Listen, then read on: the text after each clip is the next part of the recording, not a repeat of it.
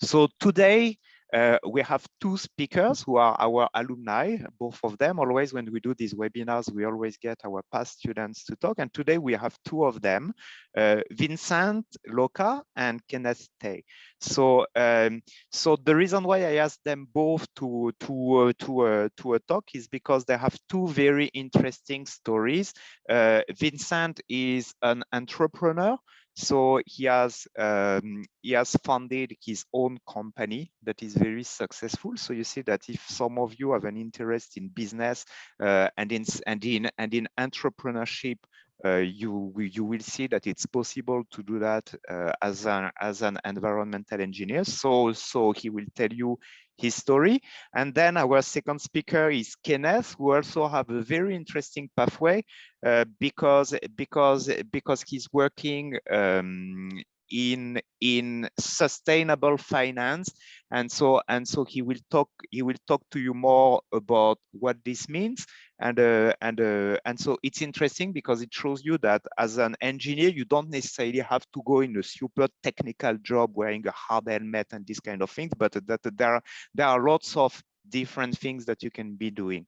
And I believe that all of you have an interest in nature, have an interest in the environment. So I think these will be two very good stories on how you can help move things towards the right direction. So at the end of this session, which we intend to last for not more than 1 hour, definitely, there will also be a trivia quiz that I have prepared on greenwashing. So I hope that you will find this trivia quiz also interesting, and then there will be gifts given to the winners, to the top winners of this quiz. So please stay with us till the end. Okay, without further ado, I would like to ask our first speaker to start start his talk. So I think we will start with Vincent. If you have any questions, we will have a Q&A session after the two speakers have discussed, but you may also put your questions in the chat if you're not comfortable speaking, so you can put your question in the chat at any time. Vincent, I give the floor to you. Hi, yeah, can you all hear me? Okay, loud and clear. Just want to make sure that the mic is working. Yeah, so first of all, thanks thanks to Prof. Oliver and Prof. Hu, and as well as the EVE staff for inviting me to just share a little bit about myself and my work. So my name is Vincent, and I am the CTO and co-founder of Wateroam, a Singapore-based social enterprise that aims to provide clean water service for people in rural areas as well as disaster-stricken areas. We focus a lot of our work in the areas of Southeast Asia. So you talk about neighboring countries like Singapore, like Malaysia, Indonesia, Cambodia, Philippines, and so on. Yeah, and I will be sharing a little bit about my experience as an environmental engineering alumni, as well as doing my work for the past 5 to 6 years as an entrepreneur here in Wateroam. So I am a Chinese-born Indonesian, and I had the opportunities to go to Singapore to study for my tertiary education. And of all of many choices that is available in NUS, I picked environmental engineering as one of my top choices. And back then, this one is in 2010. And we were talking about a lot of buzzwords like climate change. We talk about temperature rising, ice caps melting. And in a way, I feel like I would want to contribute to the societies, and I want to make a better world for all of us. And I think environmental engineering suits my needs, and it also fulfills the needs of the communities and the world. So I decided to pick that course. And throughout this course, I had then the opportunity to realize that water is a global problem.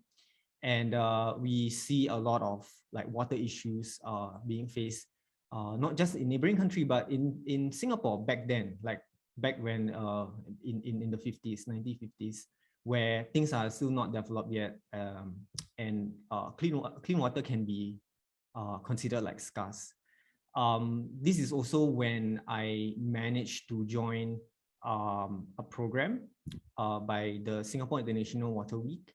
So within this program, what we do is we created a prototype for water filtration devices where it is targeted towards humanitarian purposes. So I met my co-founders, fellow NUS environmental engineering student as well as business student. We combined together and we form a team, and then we went on ahead and like decided to go for the competition. We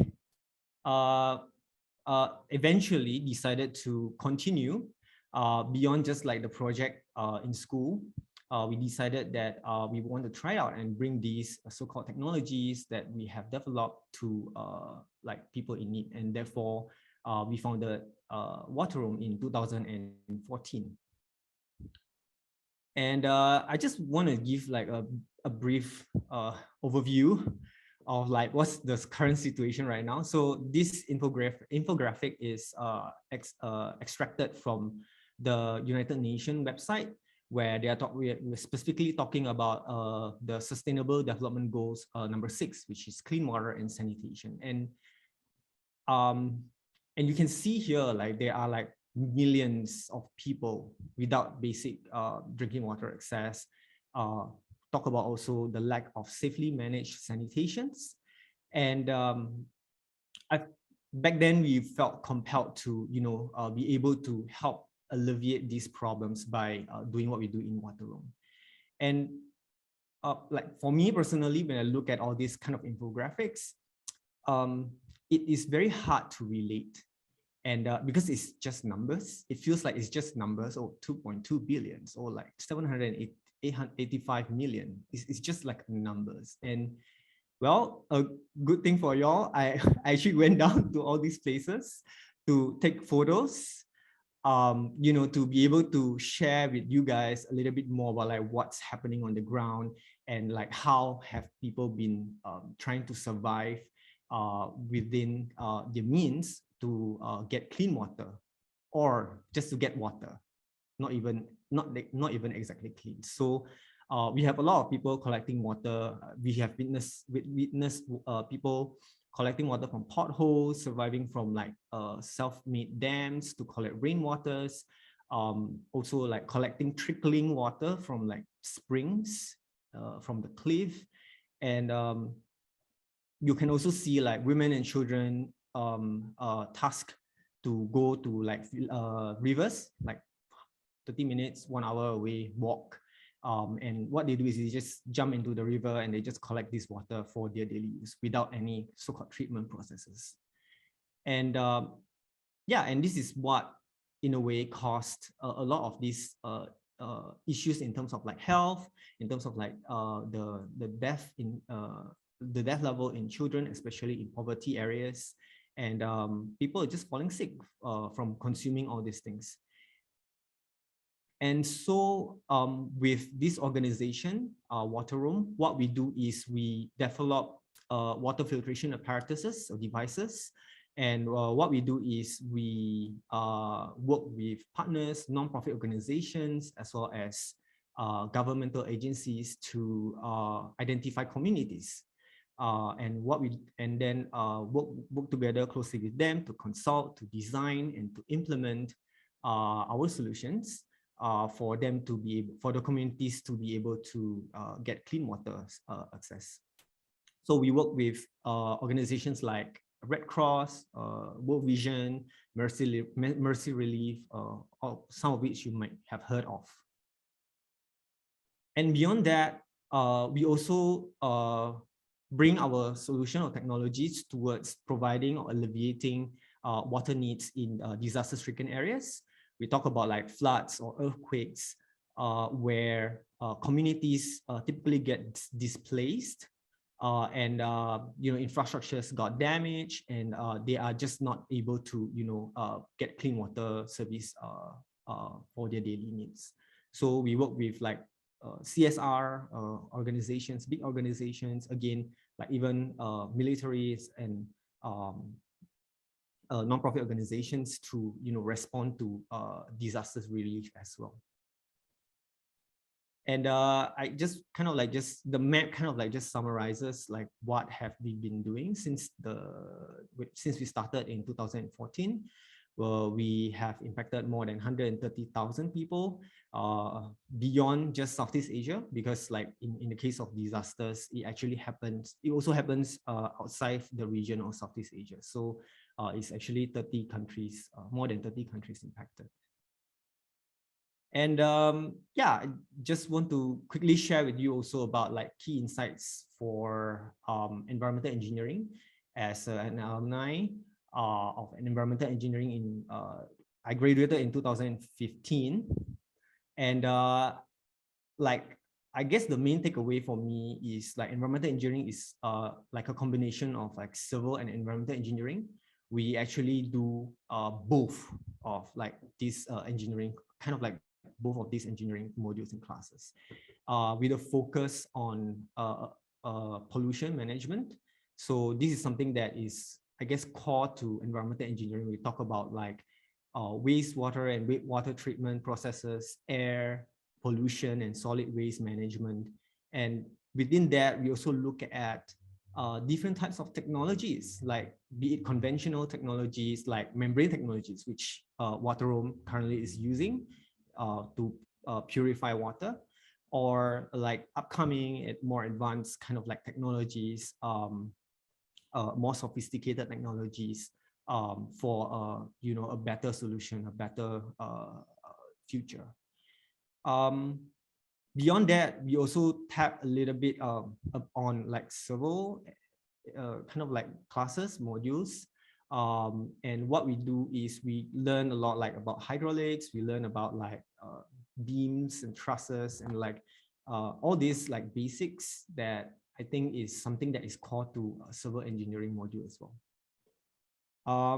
Beyond that, I think is also to look at environmental impact assessment, which is something that I guess is also inherently huge or crucial in environmental engineering course, to basically learn how to assess the environmental impact from a given projects.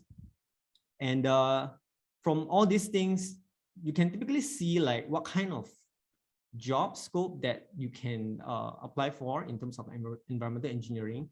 Talk about like process engineer, for example, or project engineering, where you learn how to design your water or wastewater treatment trains, and then learn how to procure, how to commission the treatment process, and also to learn how to like manage the cost and stuff like that. Beyond that, there's also like opportunities for example, environmental consultant, where environmental impact assessment is like typically utilized to be able to basically just assess the impacts of a given projects. And I understand that like some of you might have questions.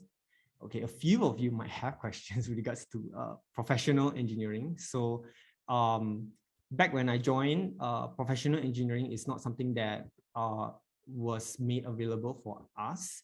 But in recent years, I understand that you can actually apply for PE, or a professional engineering license, if you take a minor in you take environmental engineering course with a certain minor. So that is an option.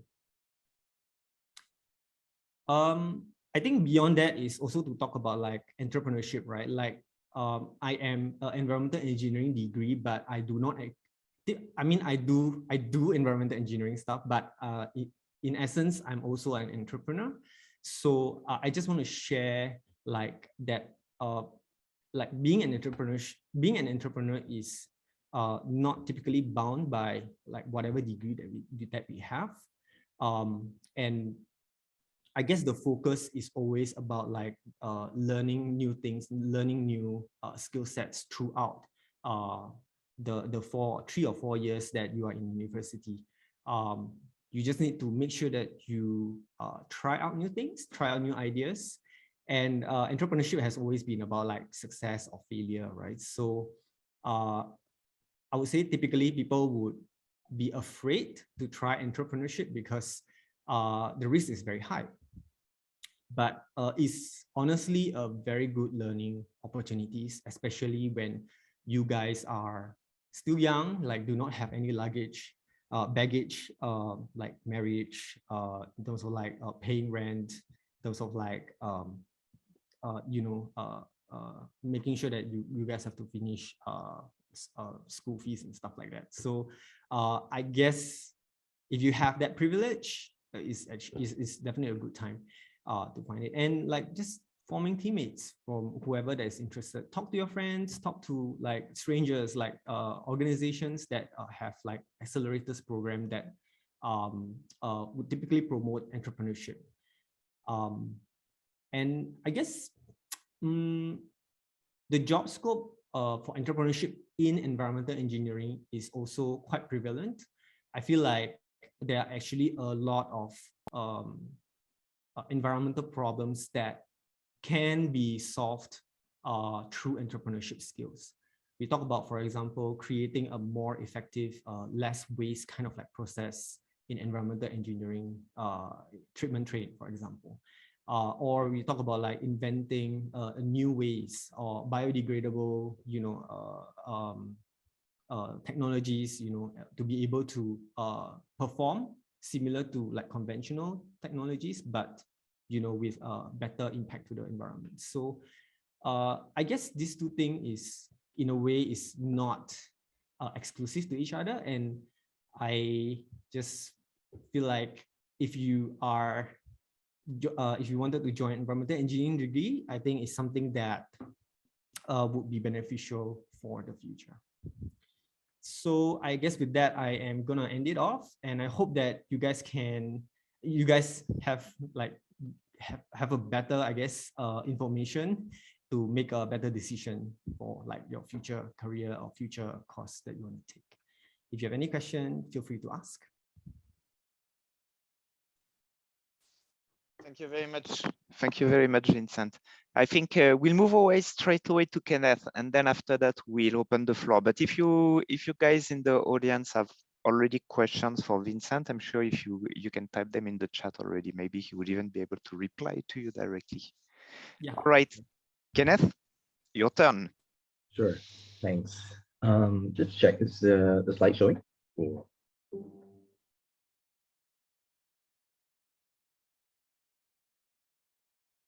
Okay, give me a moment. Not yet. Let me just share it. Yeah, now it's working. Okay, great. Okay, very good morning, everyone. Yeah, and thanks so much, Prof. Hu, Prof. Olivia, Peggy, Mess, and the whole EB faculty for inviting back to kind of share kind of prospective students now. And a very good morning to all. So pretty much, I guess for my sharing, right, we're going through kind of like kind of background on like how I ended up, becoming a fund manager and asset management, a local asset management firm.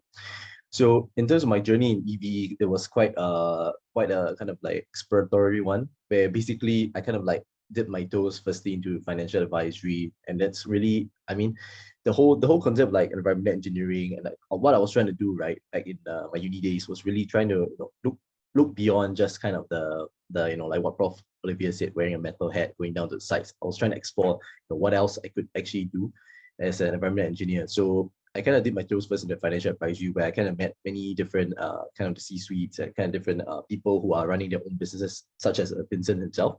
So that really got me thinking, how can I then marry what I've learned in EV and putting into practical use stuff. So pretty much that got me kind of exploring other career paths, and I kind of like met up with kind of like our seniors here in EB. So the good thing about I think environment engineering here in US, right, is that we have a really close-knit kind of community, and you can actually always count on the networking with your seniors, and yeah, that pretty much got me into a position whereby I entered Sustainment Consulting. And from there, how I then applied kind of what I learned here in EVE. There's a lot of things that basically, maybe I'll share a little bit in terms of, let's say, certain modules, like, what Vincent said, environmental impact assessment, kind of the key things, basically you can actually apply and synthesize what you learn into the actual business world. Because kind of, I don't know if I should say this, but maybe you use only like 10-20% of your degree once you go into the actual business world and you start your job, right? But I guess really kind of relatable if you take up a technical engineering degree, if you apply pretty much like 50%, maybe a little bit more, given that what you learn, right, is actually what is being applied in the field itself.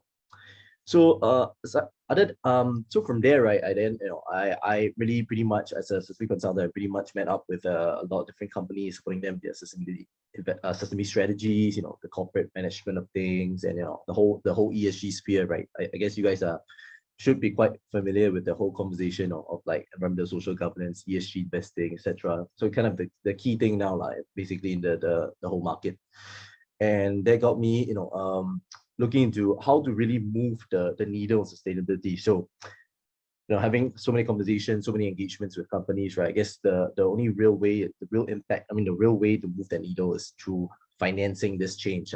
And that's where it got me into UB Asset Management, developing sustainable investment strategies, solutions, and pretty much, launching a couple of products just this year as well. So maybe let me take a few steps back, give you an example of like kind of what I learned right back in EVE, back in environmental engineering, kind of applied to my job as a sustainability consultant, first of all. So I guess in terms of like, you may or may not know what a sustainability consultant is, because I guess there are many kind of the whole term of consultant is quite nebulous, right? So there are more technical ones, like what Vincent mentioned, doing the environmental impact assessment. So really supporting in terms of when you're clearing a site, or you're doing maybe doing some basically setting up building in a specific area, doing an EIA to assess kind of the impact of your works on the environment, the local biodiversity, etc. There's also the point whereby a sustainability consultant comes in to support companies in their strategies, or even like government agencies in terms of their own national level strategic planning. So in that case, the latter is kind of like what I was doing. So pretty much, you actually do literature review, and this is kind of things that you do, kind of from a research standpoint, right? You'll be really well trained in terms of like conducting research, and that kind of really helps to apply that to the real world if you're doing sustainability consulting, right? Kind of coming up with all the peer, not doing really a peer review, but really understanding kind of research papers that all the professors, all the PhD students, master students have kind of come up with, and really then synthesizing kind of key takeaways to then formulate your own strategy. So in terms of like risk profiling, for example, right, basically this whole engagement kind of requires you to do a risk assessment of kind of like what the impacts of climate change on, say, let's say local agri farms, right? So then, back in engineering, you will pretty much learn about like kind of like the risk kind of like risk frameworks, when we're doing your hazard kind of impact analysis on specific, I guess, kind of maybe it's a bit oversimplified, but during your lab sessions you actually do like a risk analysis. But in terms of the actual application, whereby if you're carrying out a major engineering project, right, you do also learn about how to carry out the risk analysis, how to basically kind of risk mitigation plans, etc. I think the last two are basically adaptation pathways and national level planning, right? This kind of translates to how pretty much back in environmental engineering here in UNS, I guess the good thing about the course really is the flexibility.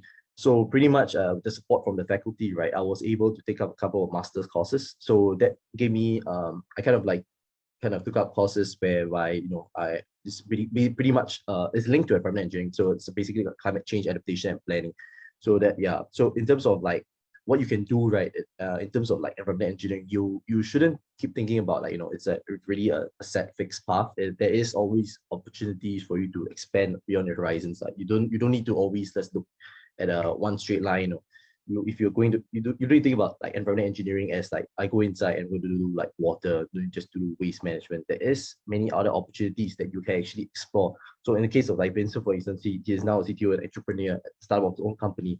So there really is many areas that I think the good thing about like EV here in US is that the supporting staff, and we really get to explore and then go beyond what the whole curriculum is kind of like what you see like on paper. It's really beyond that.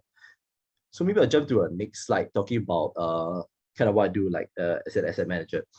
So and basically how it links also back to what I learned like in EVA. So maybe focusing on the environmental pillar, right? So, okay, maybe, sorry. I'll just give you a brief overview of what sustainable responsible investments is. Basically now kind of hype is kind of ESG investing, whereby you analyze the environmental, social governance, or the ESG performance of companies. And then through that, you kind of like try to translate that into kind of financial returns and trying to see how having better, say, ESG performance actually gives you a better return or better downside mitigation in terms of your risk return of your portfolio. So in terms of the environmental component, right, I guess this is where really your knowledge and the EV really comes in. So yeah, you really learn about like I think one of, if I don't recall wrongly, Prof. Olivia, like there is also a specific course on climate change in our module in our curriculum right now, and I think you really much learn about what's the impact of climate change to biodiversity, kind of course then linking that to why you maybe need to use renewables and okay how to actually measure energy consumption, because there's a lot of ways to calculate kind of like energy consumption, and then translating that to the carbon footprint, for instance. So kind of the hot thing right now is GG emissions. How are companies reducing GG emissions to kind of meet the net zero targets, right? So kind of all these kind of ties back to what you actually learn in the course here. So yeah, being able to apply that, the kind of technical calculations, right, is really helpful. As compared to, say, you compare to a business student who wants to go into the field, they sorry, not throwing hate, but they kind of lack that kind of skill sets. So it's quite funny when you go and speak to them and you kind of work with them, and then you realize that they are quite a little bit handicapped. So in terms of the last 2 points, like waste production, I guess, yeah, we do have, the whole kind of like cost on waste itself, waste management. I better understand kind of like what's going on in terms of, at the waste recycling plants, or even companies that are coming up with, novel products or solutions that handle waste. And that really gives you you really have the foundation to get to a more deep dive analysis, and it really helps. It really helps in terms of having that background knowledge. And then the water, right? I guess we are really kind of quite experts in that area. I mean, it's no surprise that quite a lot of your courses, modules here in UB actually deal with water and water recycling, water management, kind of like even, of course, the more technical setup of like setting up a wastewater treatment plant, doing the kind of financial modeling for that. So it's kind of all in one kind of course here with EBA. So that really helps with your analysis. I think in terms of the social governance aspect, this is pretty much what you will need to understand. What you will learn pretty much on the get-go. On the go, basically, less analyzing companies when you speak to them, or when you do your own research, and kind of like beefing up on your understanding. So for the social element aspect of things, right, pretty much, I guess it's kind of intertwined with what you learn at with what we're doing here at environmental engineering, right, trying to solve environmental problems, and of course benefiting the world and the larger community around us. So that's where you would, it was not something that's very alien to you. It's quite easy to understand. And I guess really on the first bullet point of health and safety, right? So we do also specialize kind of heavily in terms of health and safety courses, and you have really specialized kind of like industry experts coming back to the university faculty actually to kind of like carry out a modules that you can take, and you can better understand and learn. If you are interested in the health and safety area, the whole health and safety kind of sphere, right? You can actually also become a kind of health and safety engineer. So pretty much, yeah, the opportunities are pretty wide. But maybe summarizing this whole part in terms of ESG. So how this whole ESG kind of concept kind of plays into the, let's say, portfolio management of your investments, right? It helps really pretty much, as an asset manager, pretty much select the different asset classes, in the different asset classes, you utilize the ESG factors to then analyze the companies or the specific financial instruments that you want to buy, then diversify from there, and then pretty much you have to come up with your whole investment analysis and your whole thesis on like why you want to invest in a specific company. And I think personally, I would invest in Vincent's company if it was a public listed equity. But unfortunately, sorry, we're kind of limited at it. But yeah, he pretty much ticks all the check boxes for environmental, social, and governance. So it's pretty good company to invest in. Yeah, and I guess maybe touching a little bit on active ownership, because this is something like it's really picking up in the field as well. So it's not really related to engineering, but I guess really your communication with different stakeholders kind of in an everyday kind of like your everyday study, etc., your real life, you really much need to engage with key stakeholders of companies, of like the businesses, and really understand what they're doing. If they're doing something not right, or they're failing specific areas of like any of the ESG pillars, right? You then of course try to help them. If not, if that doesn't work and they're not listening, of course then you take a different approach to then kind of like forcing them to take action. Yeah, through proxy voting or other escalation strategies like your divestment of the company from your portfolio. So pretty much moving on there. Okay, so it's similar to like what is the whole concept of sustainability is rather the whole term of sustainability is rather nebulous, right? So in terms of like sustainable responsible investing, there is really no silver bullet or like a one-stop shop approach. There are many different investment approaches that you will see in the market, but pretty much right now, I guess if you could condense it to one, right, you just call it like ESG investing, and pretty much they all look at the qualitative factors of ESG, like ESG, basically the whole concept of ESG into the investment process, and then that's how you kind of make your investment decision. Okay, I won't touch on this too long because I think really in this slide here is kind of giving you a more visual understanding of like, say, okay, so I mean, in terms of like the key problems nowadays you see in the news is pretty much like two things: climate change, the COP21 just finished, right? And then of course COVID-19, which is now Omicron 2020, I guess. So in terms of like how you can pretty much, sorry, I always go back to what you can learn here at EBA, because pretty much you guys are more prospective students, right, rather than current students. So what you see and what you learn in EB, you can really apply to the real world, because in terms of, let's say, if I want to conduct climate change stress testing, climate scenario analysis, it kind of dives back to, of course, the different scenarios and how you approach the methodological way of approaching different, like your experiment or specific task that you set out to do when you're in your I guess maybe your third, fourth year in EB, whereby you get getting more hands-on and you get a little bit more technical in terms of the underlying kind of like studies that you do. In terms of the risk frameworks that you need to apply, in terms of like analyzing or assessing a specific situation, right? All these are kind of like your bread and butter tools that you have as an engineer. So it won't come as something that's very alien to you. It comes really something pretty easy and something that you can of course really express and utilize in your field of work. So if you're looking in terms like I guess if you want to branch out in terms of like finance, or you want to do things other than more like joining TUB, NEA, and kind of the GovTechs, and maybe even like not so technical, right? So pretty much one of the finance fields, kind of key things like this, you will apply your day-to-day basis. So yeah, that's why I see it's really helpful back in my days in EB. And pretty much so sorry, this is a meme slide, but pretty much kind of give you a kind of survival tips, because I guess you guys are going to start uni soon, and be thinking about jobs a little bit far-fetched for some, but kind of key tips, maybe I start from the left, how you can actually sorry, this is a joke. Basically, if you were in consulting, right, you wouldn't have a life because you work like 60 to 18 hours, but that's not a that's not a fact, but it's quite true. But I think one key thing to take note that be it whether you are working or studying, time management is really key. You gotta have to solve any problem at one problem at a time. Prioritize your specific kind of milestones that you have. Of course, find the balance in time. Always remember to work and play. Then I guess this thing now doesn't really apply because we pretty much work from home every day, but even on the weekends, right?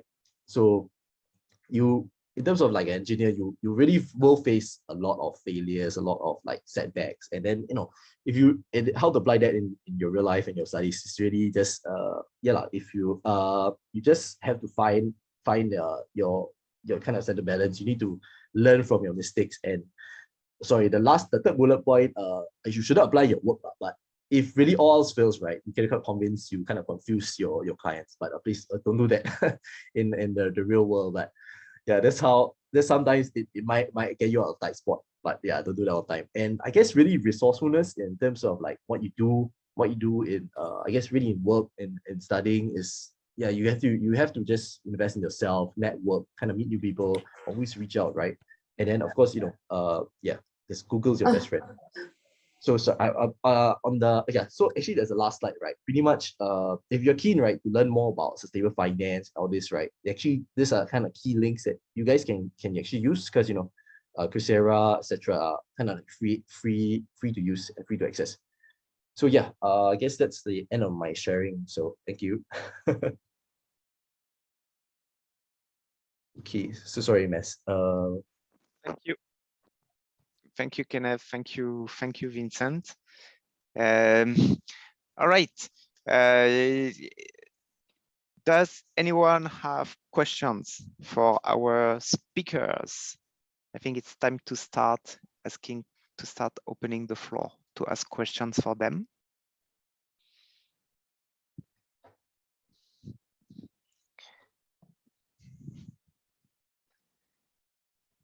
Don't be shy. You can either unmute yourselves, or if you're more comfortable, you can also type in the chat directly.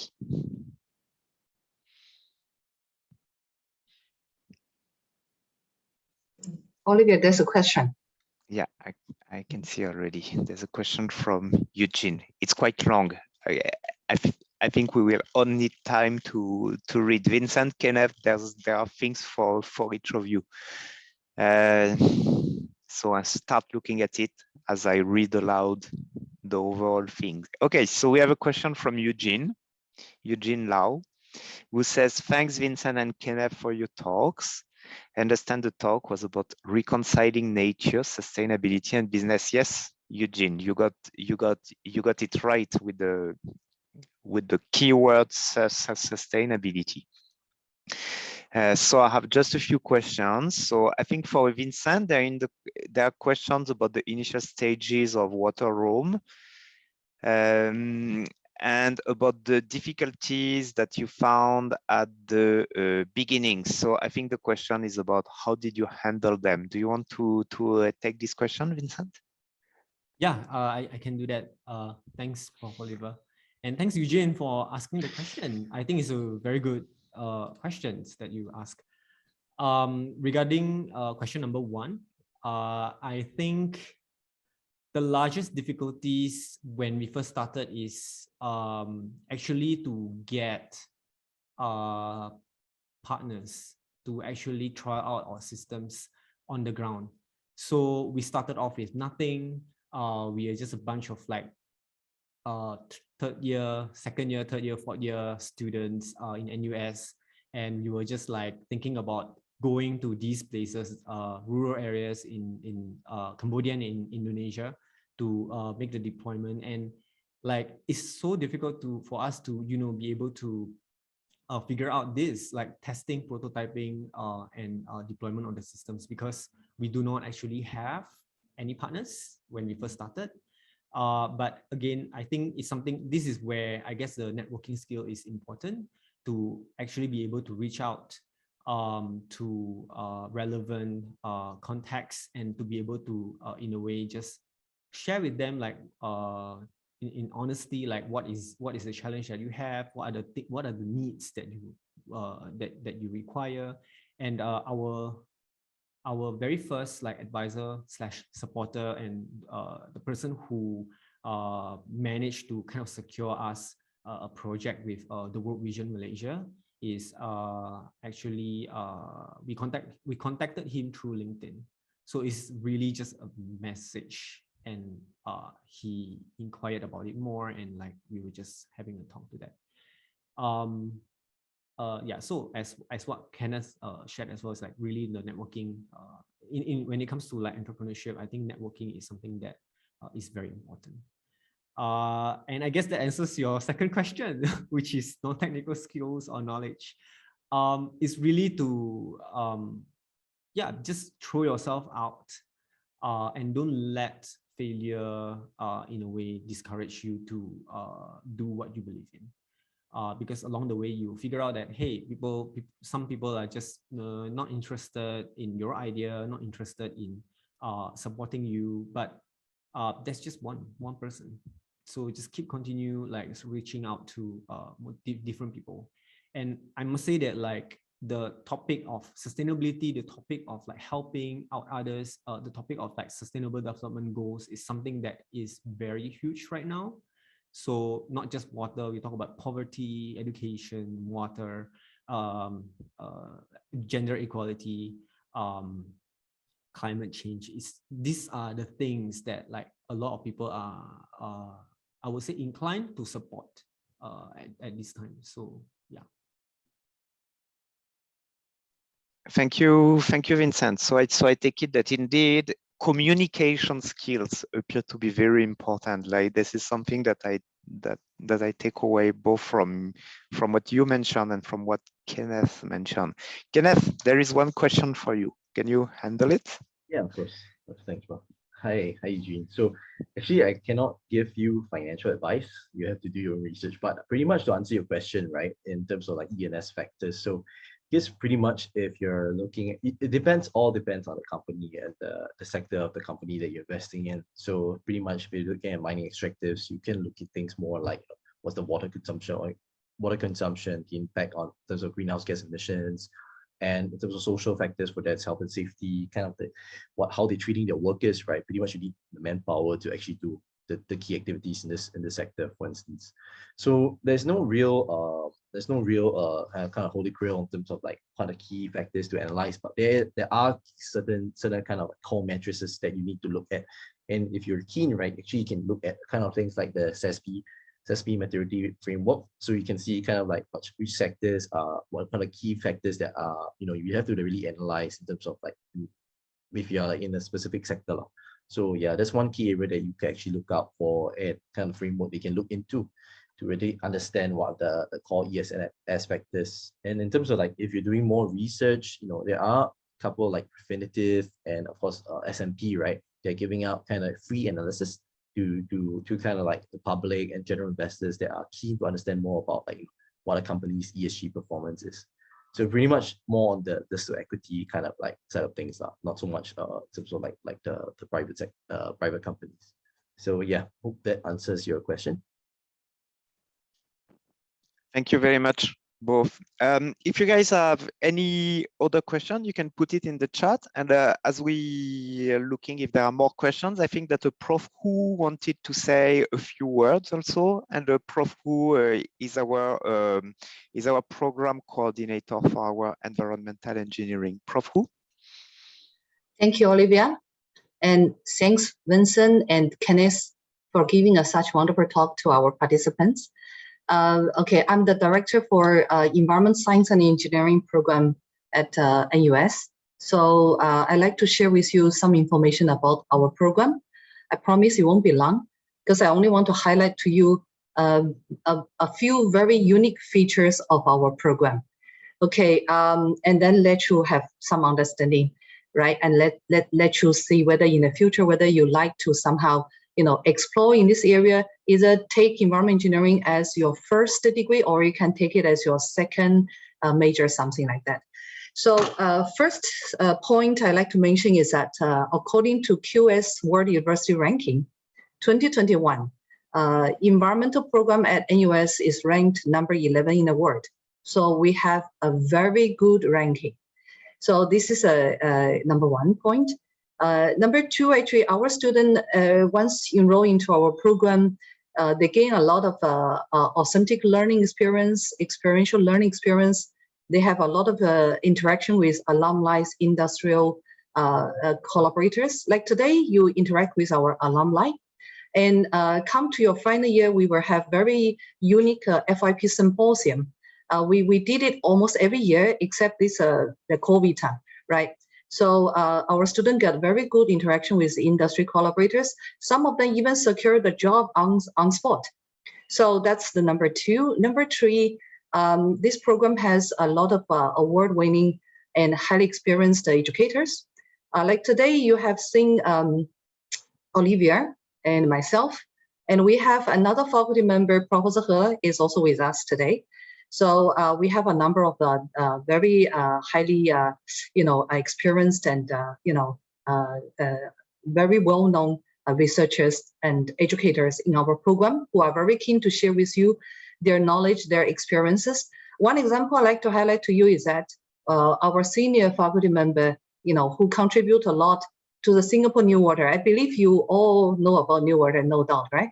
So he contributed a lot to the Singapore New Water, contribute a lot to the water sustainability in Singapore. And that's why he received his BBM recognition in 2016 from the President, Dr. Tony Danzan, right? So that's my third point.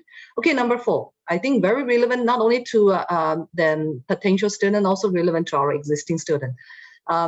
Despite pandemic situation in 2020, our graduate employment rate is 100%. Okay, this is the highest employment rate in the entire College of Design and Engineering. So our graduate did very well. And not only the employment rate is high, okay, I also like to share with you that their mean salary compared to the graduates from other environment programs in Singapore, we are also the highest, all right? And last point I'd like to mention is, our degree is a professional kind of a training, professional degree. So it means that the student, after going through our program, they are able to go for professional registration. So just now, Vincent touched on professional engineer, all right? So if you read our degree and plus a minor, then you can go for professional engineering, engineer registration. If you just read our degree alone, you can go for chartered engineer registration. So all of those professional registration basically will help our graduates to develop their career further, right? So they are well recognized for their experience. So that's why they get this, professional title. So this is all the 5 very unique feature of our environmental science and engineering program in AUS. So you may like to actually, see more information from our website. I'm going to actually put a website here, okay, in the chat box. So you can actually have more reading over there, more detailed understanding about our program. And if you like to get some question and answer from me, and I also share with you my email address. So just feel free to approach me so that you are going to actually get more information about our program. So I'm also sharing with you my email address. So with that, I think I finished everything within 5 minutes. I get back to you, Olivia. Thank you. Thank you. I think it was great. Very good points to make. That basically, if you can see that if you take this program, you already have a lot of different opportunities. And definitely we live in a world that has a lot of environmental problems. Those environmental problems are not going away. And so I'm very happy to see so many students here today, so many participants who are willing to take a step. So we will now, so I hope that you guys have enjoyed this session. It's 11:04, and definitely I promise you we wouldn't last more than 1 hour. So I think it's time to close this session. I think that you learned something. I think that you had fun with the quiz. I hope that you had fun with the quiz on greenwashing. So you could see like when you just talk, and I think that you were also able to witness, thanks to our 2 speakers, about people who are not just doing the talk, but who are indeed walking the walk. And I do hope that you guys in the participants will join us. Or for some of you who are our current student, I can see some names that I'm familiar with. I think that when you graduate, all of you will be able to actually make a difference. And I hope that everyone was inspired. I want to thank Ness and Peggy for organizing this. And I want to thank Prof. Hu for joining us and actually talking to the students. Finally, I want to thank our 2 speakers who kindly join us. Vincent, I know it's late for you. It's like more than 10 p.m. on a Friday night in New York City. So enjoy your weekend, the last weekend before Christmas. And thank you, Kenneth, for joining us too. Goodbye, everyone.